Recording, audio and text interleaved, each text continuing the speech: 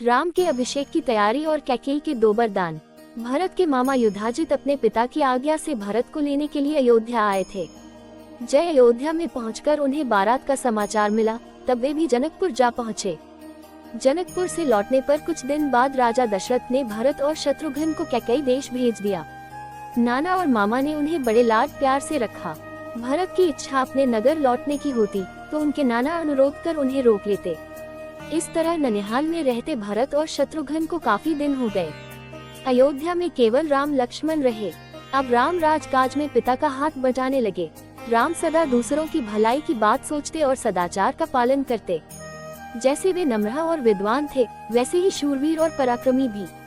छोटे बड़े सबसे वे प्रेम पूर्वक मिलते थे। क्रोध में भी किसी से दुर्वचन नहीं बोलते थे। प्रजा उनको बहुत चाहने लगी। राम के कामों से राजा दशरथ भी बड़े प्रसन्न थे।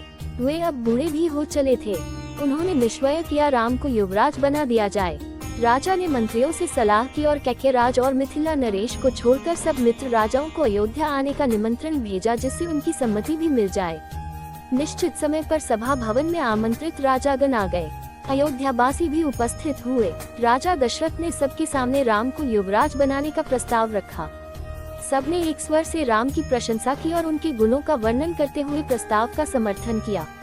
राजा ने सबको धन्यवाद करते हुए कहा कि मैं कल ही राम का अभिषेक करना चाहता हूँ। आप लोग उत्सव में सम्मिलित हों। इस घोषणा के बाद उन्होंने सुमंत को भेजकर राम को सभा में बुलवाया। राम के आसन ग्रहण करने पर राजा दशरथ बोले, जनता ने तुम्हें अपना राजा चुना है। सावधानी से तम राजधर्म का पालन करना और इस कुल की मर्यादा की रक्षा करना। सभा चिचित करके राजा दशरथ अपने भवन में चले गए। राम से एकांत में बात करने के लिए उन्होंने राम को फिर से बुलवा लिया। राजा दशरथ राम से बोले, बेटा, अब मैं बूढ़ा हो गया हूँ और राजकाज चलाने में अपने को असमर्थ पाता हूँ। न जाने मेरी आंखें कब बंद हो जाएं। भरत भी इस समय ननिहाल में है। मैं चाहता हूँ जनता ने तुम्हें राजा चुना है तो यह नेक काम मेरी आंखों के सामने संपूर्ण हो। ऐसे शुभ कार्यों में तरह तरह के विघ्न बाधाएं पड़ने का डर रहता है, इसलिए अत्यंत सावधान रहने की आवश्यकता होती है। तुम भी आज की रात सावधान रहना और संयम से भी रहना। राम उठकर माता कौशल्या के पास गए। माता को प्रणाम करके उन्होंने राजतिलक की सब बातें सुनाई।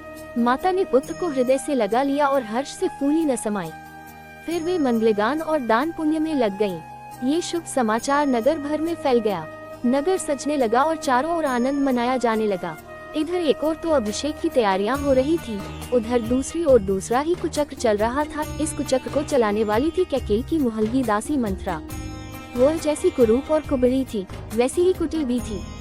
मंथरा को जैसे ही राम के अभिषेक का समाचार मिला, वह तत्काल कैकेयी के महल में पहुंची और बोली, अरे मेरी रानी, तू कैसी बेसमझ है। मौत तेरे सिर नाच रही है और तू सुख की नींद सो रही है।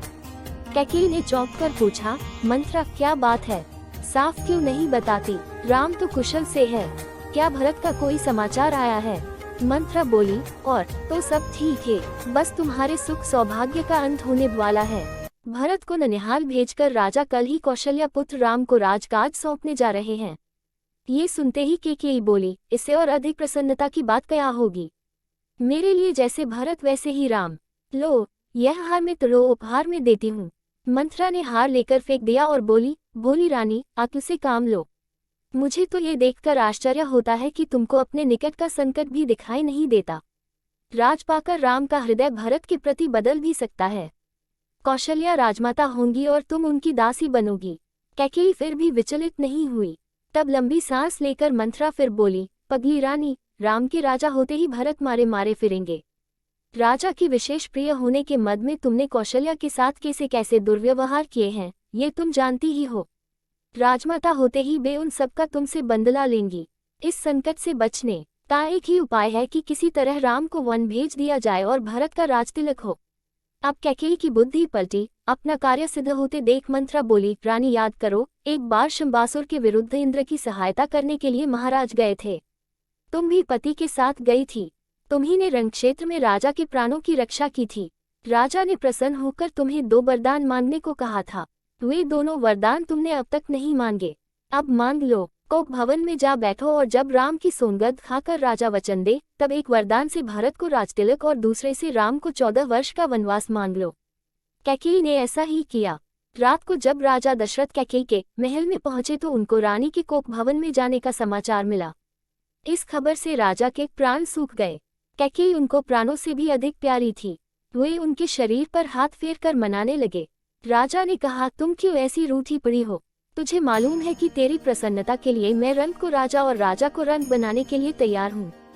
यदि किसी ने तुम्हारा अहित किया हो तो उसका सिर अभी कटवा लूं। मैं अपने पुण्यों और प्राण प्यारे राम की शपथ लेकर कहता हूँ कि तुम जो कहोगी वही करूँगा। राजा ने जब राम की शपथ ले ली तो कैकेयी ने दोनों वरदान मांगे। राम के वनवास की बात सुनकर राजा सन्न रह गए और शोक के कारण मूर्छित हो गए। कुछ देर बाद जब वे होश में आए तब राम राम कहकर उठ बैठे और कैकेयी को तरह तरह से समझाने लगे। वे कैकेयी से बोले, भरत को बुलाकर मैं उसका राजतिलक कर दूंगा, पर मेरे राम पर दया करो, मुझ पर दया करो। कि कैकेयी किसी तरह न मानी। वह बोली, राजन आपकी बात रघुवंशियों जैसी नहीं है। आपके पूर्वजों ने सत्य पालन के लिए न जाने कितने कष्ट झेले। हरिश्चंद्र और शिव का नाम इसी कारण आदर से लिया जाता है। सत्य ही संसार में ईश्वर है। धर्म भी सत्य पर टिका है। सत्य से बढ़कर और कोई नहीं।